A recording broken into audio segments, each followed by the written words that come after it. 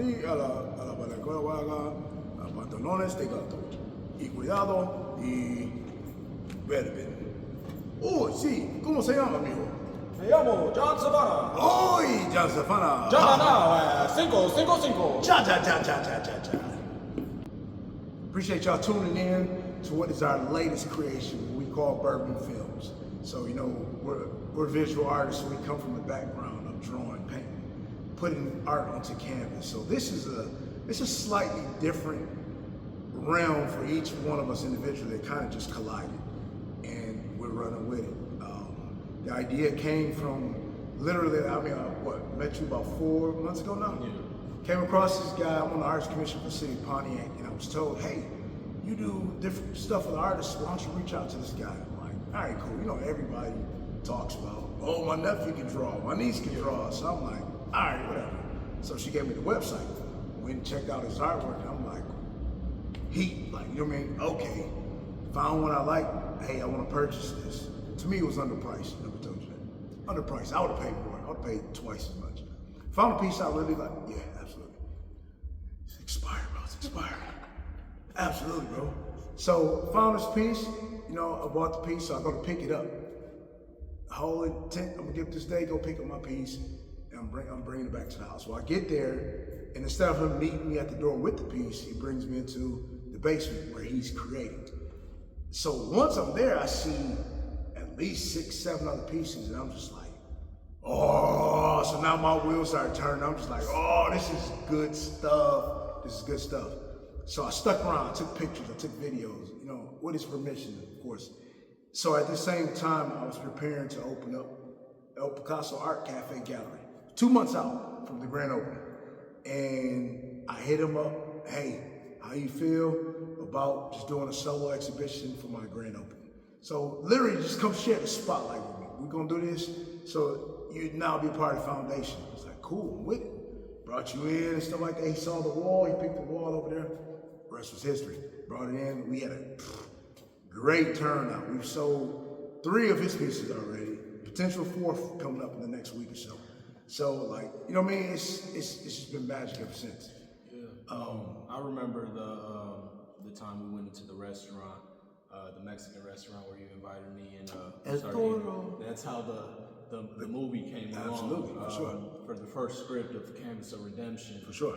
That we were shooting for a little bit, and that's what kind of got the wheels turning was our interaction in that Mexican restaurant. Absolutely, Telling me about.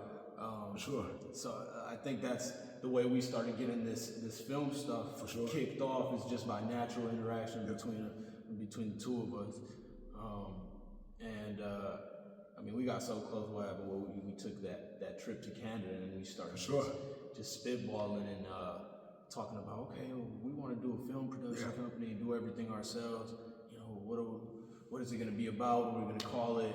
You know, how are we going to film these movies? I think the wheels just started turning on both sides, bro. But I think it was more so even in that conversation in the restaurant, where I don't even know how we got to the direction. I'm like, you know, I used to do creative writing back in the day, you know, in middle school. My teacher would keep all my stories and tell my parents, oh my God, his stories are so good. And I gotten so far away from that, you know what I'm saying, and all, you know, the painting and stuff like that. Yeah. So then that conversation is when you like, man, I used to want to act and this and that. And literally went home that night, I woke up the next morning and I had an entire movie play on my short film. And that's where Canvas of Redemption came from. Soon to come, it's coming soon. But that's where it came from. Like it was like the pieces just started fitting. You know what I mean? Started being connected. Like again, and it was so crazy because like it was today where that thought crossed my mind. What if he had just met me at the door with that piece? Like where would we be at right now? Had this would even had this would even all transpired. I was so eager to show my art to anybody. For sure. So when you came, like, I mean, I had other people come to the door to buy art, and I would just bring up as much art. I wouldn't invite them inside like I did you, but I'll come to the door with the one I was getting ready to sell from Marketplace or whatever, and then I would bring, like, as they're on their way, I would bring like 6 more pieces up, and I would set them up like right in front of the door, so when they got there, they would, whoa, I'll take that one too, and I was selling them for so little. I mean, $50 to $100. No way. Yeah, bro. That's why I said the first one that I actually sold it was listed for $200, and the person he came and he gave me like an extra $350. And yeah, that's when I knew like, okay, there might be something here. For sure. Let's keep doing this. I would have kept doing it either way, just off the love. But you know, I never thought to capitalize or to take advantage of just something that I love to do. Absolutely. You know what I'm saying? So it's not a get rich type of business. You know what I mean? It's not. You know what I'm saying? Because if that's the case, we all lost. Yeah. You know what I'm saying? We all lost. But no, it was. I think that's where, like you said, the wheels started turning. It just made sense. You know, I remember I came into the studio, the gallery the next day, and literally had a script by the end of the day. Ran it by you, like, let's do it. Ran to the camera crew, and you know, so we got those stuff, the ball rolling. But this was different. So you know, we're here. We introducing Bourbon Films as our new joint venture. I say venture. We're here introducing Bourbon Films, which is our new joint venture. But a test run literally considered us just the last few days, picking up the camera, and hey, let's build something. Not one pen hit the paper, not one keystroke on the keyboard. We literally walked through this off the top of the head. Literally walked it off the top of the head, scene by scene. So where we going next? And we built this short film, this horror story. I remember how it started too, because the monster was completely different, which I love. Like how we had the hat set on the table. The original monster was just gonna be me in sliced up face makeup, but which was dope, by the way. It was amazing. It was dope. We gotta release the original cut. Yeah, for sure. Y'all might see the uncut. It's a lot cheesier and more campy, but I think the route that we went was so much better. You know, absolutely. With what we could do. Absolutely. But man, that just having those little Easter eggs around like that hat sitting there that the original monster was gonna wear, whatever. And nobody else would know that. You know what I'm saying? Yeah, nobody else would know that. Yeah, which I love. Yeah, That's why we're doing this. Absolutely, yeah, for sure. I don't know where I was going with that, but it's cool. Yeah, no, it's very cool. No, it's crazy because like even with that, like I said, this particular small film that just came out, we're dropping a link tonight, by the way. But this particular one that we did, for me, solidified so much other stuff. Like we said, the pieces were fitting, everything started flowing. I think, you know, that's the top one I can bring them up. But the pieces, you know, the pieces were fitting in the sense of like, okay, let's do this. And I think I remember telling you the other day where, like right now, even when the opportunity came, I got this gallery space and I got other artists I'm bringing with me. We lock into however we got into that conversation to now where let's create a production film company and let's write, let's direct, let's shoot, to hey, we here, let's film something.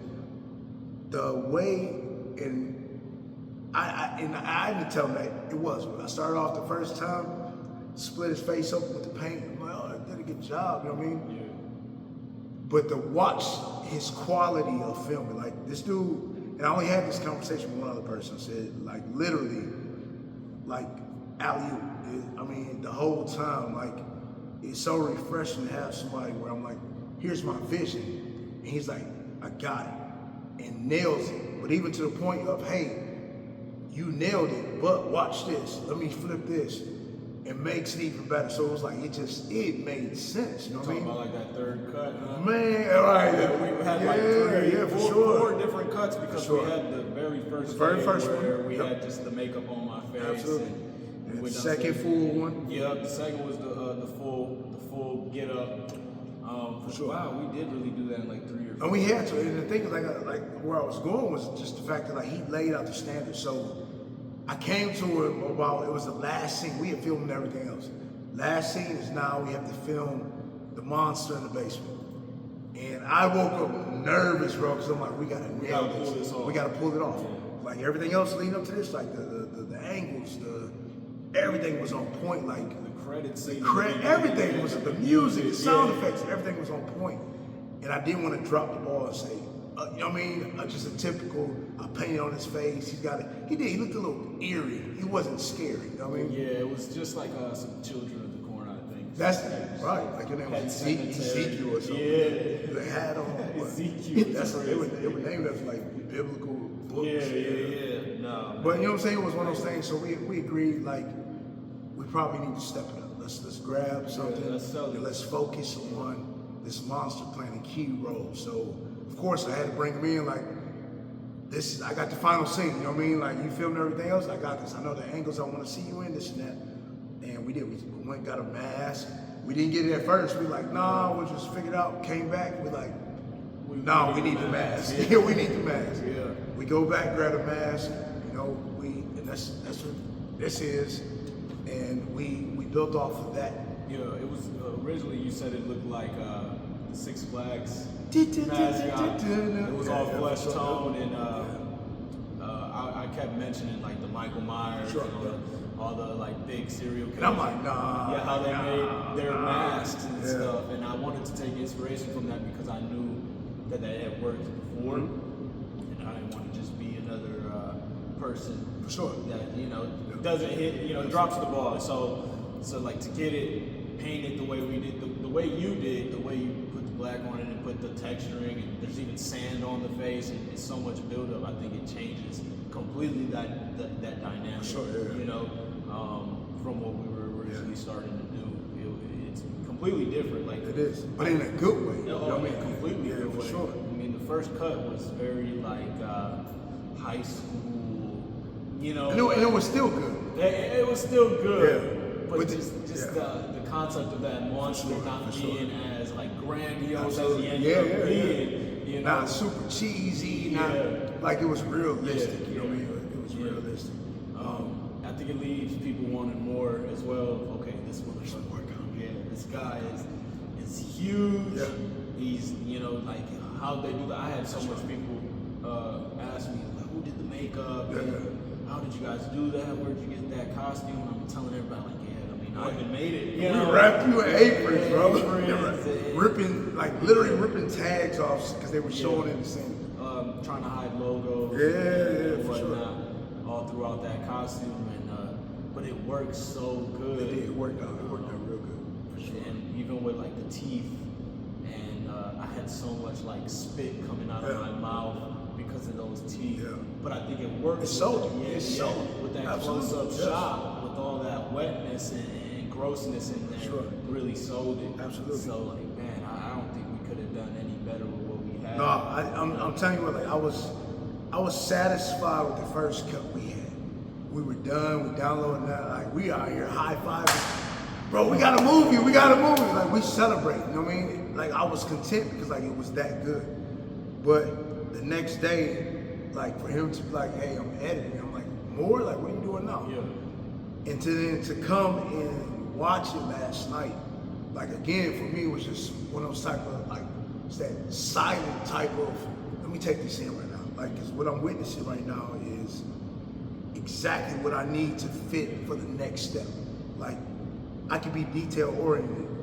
He's like detail oriented. So it's like the details I see, he's seeing even further, and he's overthinking. And the overthinking is what's making it. Let's fix this. And the chop up, bro. I think like you cut some of the dead scenes. Yeah.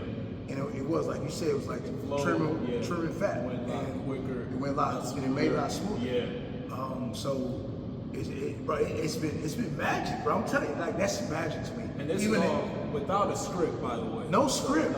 No pen touch of paper. No key. We literally filmed it. He's editing as he's going along. Like, let's do this. I'm like, bro, here's the angle I want. I got it. Hey, I'm gonna add this on here, and it's been magic. We're not saying we got the best film out, that we the best by far, but I'm gonna tell you what, for me personally, it comes close. Not even close. No, not at all. That's put out, but it's the fact that it's a start in a different direction, and it's not a bad start. Absolutely. Much people start way lower tier. Sure. We worked with what we had. Yeah, and we made it work. So I think that's the most important detail of all of it.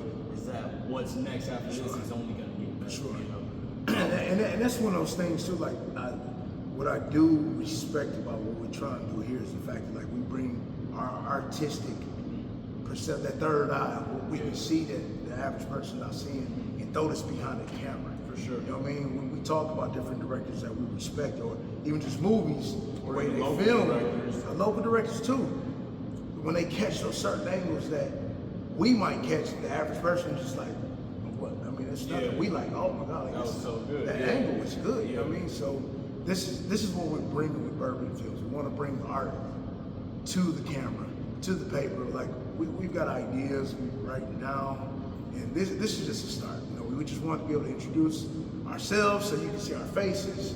You know, we're still artists on top of that. I'm still running business on top of that. You know, you can check us out at johnsafana.com, JOHNSAFANA.com. He's got art for sale. El Picasso Art Gallery.com. That's Picasso with a PIQ. Check us out. The links are going to be below, but we're also dropping the link to the short film tonight. So be sure to check that out. Leave a comment, subscribe, let us know what you guys think. And we hope you enjoy. Yes, sir. Let's get it, my dog. We got a movie, baby. We got a movie. Saludos. Salud.